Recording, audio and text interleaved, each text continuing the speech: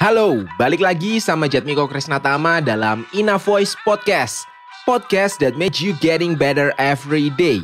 Kalau teman-teman merupakan orang yang bergerak dalam industri kreatif dan ingin mendapatkan informasi tentang audio seperti voice over, podcast, produksi musik dan sebagainya, yang lebih dari sekedar basic information tentunya, kalian sudah berada di channel yang tepat. So, dalam episode kali ini, aku bakal ngejelasin tentang cara voiceover talent menentukan rate-nya dalam sebuah project.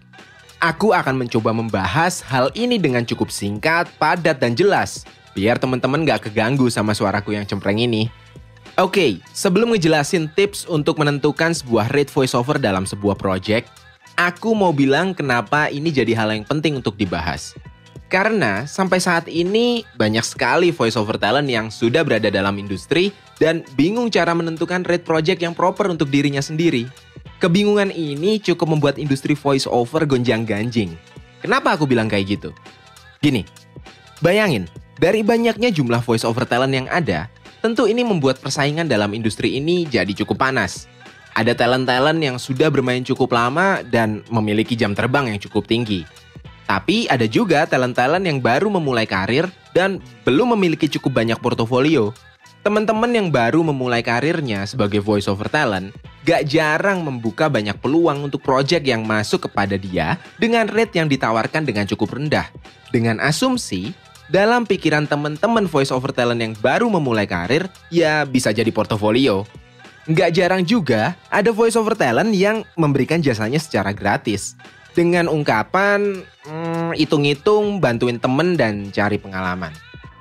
Sedangkan, banyak talent yang sudah memulai karir cukup lama dengan menaikkan sedikit demi sedikit rate-nya, kini memiliki banyak kompetitor. Rate yang ditawarkan dengan harga yang cukup tinggi, bisa membuat klien keder, terus nggak jadi make jasanya. Oke, problem yang ditimbulkan dari ketimpangan rate tersebut ada dua di sini. Satu, gimana caranya talent baru bisa menaikkan rate-nya kalau sebelumnya memberi project dengan gratis. Klien yang pernah pakai jasanya pasti bakal bilang, "Please bantu gue dikit nih, bantuin gue lagi ya." Nah, problem yang kedua, talent yang sudah punya pengalaman dan memiliki standar rate yang cukup tinggi, makin sulit bersaing dengan harga bantingan yang ada di pasar. Ini dilema sih. Karena kita benar-benar belum punya sistem yang mengurusi hal ini. Dan hal ini wajar terjadi karena environment industri voiceover baru aja kebentuk. Di sini aku mau ngejelasin buat teman-teman yang masih bingung dalam nentuin harga buat project voiceover. Supaya ketakutan-ketakutanku di atas dan persaingan harga pasar nggak terlalu carut-marut. Nah, masuk ke topik utama dalam pembahasan episode kali ini. Yaitu cara menentukan rate voiceover. Kalau dari aku, tipsnya ada 5. Tips pertama adalah, kenali dulu lisensi, distribusi, dan fungsi project voiceover yang akan kalian kerjakan. Jadi gini teman-teman, voiceover talent adalah orang yang akan membacakan naskah yang dibuat oleh klien. Tentunya, membaca bukan sekedar ngebacain aja, tapi harus bisa ngasih nyawa dalam teks yang dibaca. Supaya target audiens dari calon pendengar konten yang dibuat menjadi merasa dekat dengan konten itu. Teman-teman harus paham dulu nih, naskah yang kalian bacakan itu bertujuan untuk apa? Apakah bertujuan untuk komersil, edukasi, atau bertujuan untuk internal perusahaan? Selain itu, teman-teman harus paham betul kemana voiceover ini nantinya akan ditayangkan. Apakah ditayangkan untuk jumlah audiens dengan coverage yang cukup besar melalui platform digital seperti sosial media, YouTube, atau TV dan radio misalnya? Atau hanya internal perusahaan? Atau bahkan cuman jadi bahan pelajaran sekolah? Pengertian dasar ini harus dimiliki dengan tujuan untuk menentukan rate teman-teman nantinya. Misalnya, bila bertujuan untuk komersil, tentunya akan ditayangkan untuk banyak audiens ya.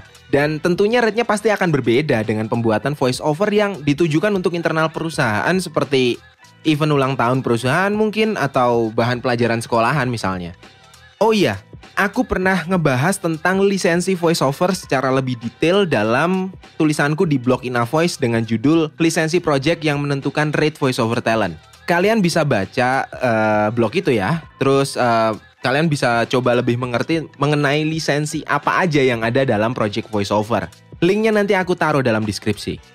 Tips kedua dalam menentukan rate voiceover adalah Tentukan atau ketahui dulu durasi produk voiceover yang teman-teman akan kerjakan.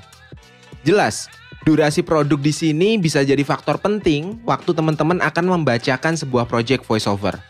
Di sini kita harus ngitung effort kita tentang editing, terus sesi studio yang harus kita gunakan dan sebagainya.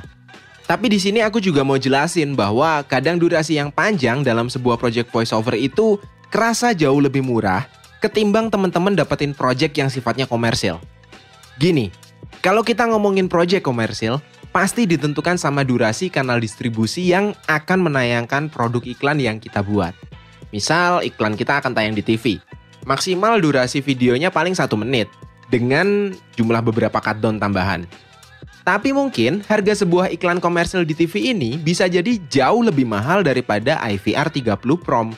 IVR 30 Prom mungkin kalau di total bisa 20 menitan. Sedangkan kalau iklan di TV semenit doang. Kenapa? Karena fungsi dan license-nya yang digunakan untuk menjual.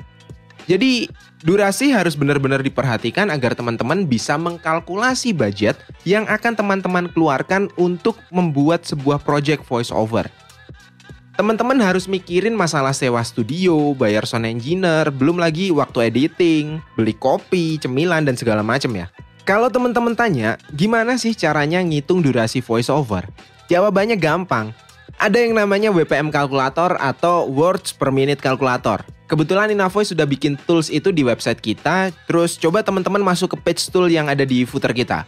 Setelah berada di page WPM, teman-teman tinggal copy paste aja naskah yang teman-teman punya yang udah dikirim sama klien dan nantinya ketahuan deh durasinya berapa.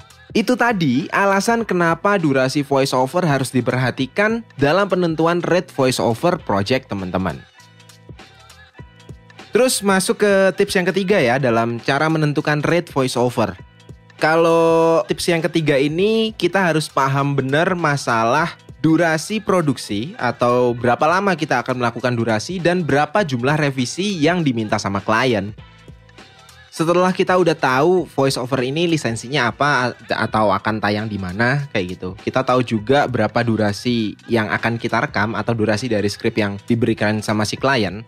Penting untuk tahu dan untuk diperhatiin adalah durasi produksi dan post produksi dari voiceover ini. Kalau kita dapetin project berdurasi pendek kayak iklan TV atau digital seperti YouTube atau sosial media, mungkin durasi produksi kita gak bakal lama. Yang jadi PR adalah misal kalau teman-teman dapat project voiceover yang berdurasi panjang kayak audiobook atau e-learning yang skripnya aja berchapter-chapter. Teman-teman harus bisa mengkalkulasi kira-kira berapa lama teman-teman bakal ngabisin shift studio yang akan teman-teman gunain. Jangan sampai salah hitung, yang ada nanti boncos. Fee yang didapat malah akhirnya jadi dipakai buat nutupin sewa studio. Saranku sih, teman-teman harus punya rekanan studio yang bisa diajak kerjasama. Kalau teman-teman pakai rate sewa per jam, biasanya harganya akan jadi cukup mahal. Coba kalau teman-teman bisa request ke tempat studio tempat teman-teman biasa merekam suara, coba teman-teman tanya apa teman-teman bisa bayar jumlahnya tuh nggak per jam tapi per project dengan durasi yang sudah teman-teman kalkulasi. Coba minta pembayarannya per project supaya harganya tuh bisa dipres dan teman-teman maju ke kliennya juga nggak terlalu tinggi harganya untuk memaksimalkan kemungkinan teman-teman closing project itu. Kalau teman-teman nggak mau ribet untuk sewa studio, aku selalu saranin buat teman-teman punya home studio yang berkualitas di rumah. Dengan kualitas maksudku adalah teman-teman tidak merekam dengan menggunakan alat yang ala kadarnya. Dan alat yang tidak ala kadarnya harganya bisa dibilang cukup mahal. Tapi anggap aja ini investasi yang bisa buat menunjang karirnya teman-teman sendiri. Buat teman-teman yang sudah punya alat perekaman di rumah, aku akan ngejelasin tips keempat dan kelima ini buat kalian. Oke, kita masuk ke tips keempat. Hitung harga depresiasi alat kalian. Kayaknya kok ribet banget ya kalau kita ngomongin harga depresiasi alat. Kalau teman-teman ngecek rumusnya di Google pasti bakal sama kayak aku, bakal puyeng. Tapi kalau aku mau mensimplifikasi aja sih depresiasi harga alat ini dengan cara coba teman-teman hitung berapa total harga jumlah alat yang teman-teman sudah investasikan. Terus teman-teman bayangin dalam sebulan kira-kira teman-teman akan dapat berapa project. Dari situ teman-teman bisa proyeksikan sekiranya dalam berapa tahun teman-teman harus melakukan peremajaan alat. Nanti ketahuan Berapa sih besaran depresiasi alat yang harus teman-teman pikirkan dan teman-teman masukin sebagai rate voice over teman-teman? Tentu kalau kita ngomongin alatnya yang berbentuk hardware seperti mikrofon atau komputer misalnya, bisa digunakan dalam jangka waktu yang cukup lama, sekitar mungkin 2-4 tahun lah, kalau teman-teman betul merawat alat itu dengan baik. Jadi nilai depresiasi dari hardware atau alat-alat yang kita gunakan itu cukup rendah. Tapi teman-teman tuh juga harus jangan lupa untuk mengkalkulasikan hal-hal kecil yang kadang tuh nggak kehitung, misalnya kayak kabel. Terus kabel pun ada banyak jenisnya ya. Ada headphone, ada mouse komputer, keyboard komputer, dan hal-hal ringkih lainnya yang kadang kita tuh nggak tahu kapan rusaknya dan bisa rusak kapan aja. Ini yang harus diperhatikan dengan betul-betul. Untuk itu, nilai depresiasi alat juga harus dimasukkan dalam penghitungan rate kalian sebagai voice over talent, khususnya bagi talent yang merekam suaranya sendiri melalui home studio kalian. Dan ini tips terakhir dalam penentuan rate voice over untuk sebuah project, yaitu role. Apa sih yang aku maksud dengan role? Role ya maksudku adalah perannya teman-teman dalam sebuah project voice over. Kadang, dalam sebuah project voice over, teman-teman gak cuma berperan sebagai voice over talent aja, tapi teman-teman juga berperan sebagai audio engineer. Yang rekam, yang edit, ya mixing, ya mastering. Nah, untuk itu teman-teman harus menghargai jasa teman-teman secara berbeda juga. Kenapa? Karena teman-teman bakal ngelakuin sesuatu secara profesional. Dan untuk mengerjakan banyak hal itu, teman-teman dituntut untuk belajar. Belajar berarti teman-teman sudah mengkonsumsi waktu teman-teman sebelumnya. Anggaplah itu upah buat teman-teman ya yang udah menyisihkan banyak waktu buat mempelajari hal-hal tersebut. Role juga bisa diartikan sebagai kalau dalam satu project voiceover teman-teman berperan menjadi beberapa karakter. Dalam sebuah project audiobook misalnya atau dalam sebuah project misalnya kayak radio ads misalnya, kadang teman-teman harus memerankan beberapa suara yang berbeda. Ini cukup memeras tenaga dan profesionalitas kerja. Ini baiknya juga dihitung dalam rate voiceover kalian. Oke teman-teman, berarti dari aku udah cukup untuk memberikan tips bagaimana cara teman-teman bisa menghitung rate voice over talent dalam sebuah project yang nanti akan masuk ke teman-teman.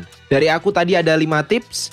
5 tips itu yang pertama adalah kenali dulu lisensi, distribusi, dan fungsi project voice over yang akan teman-teman kerjakan.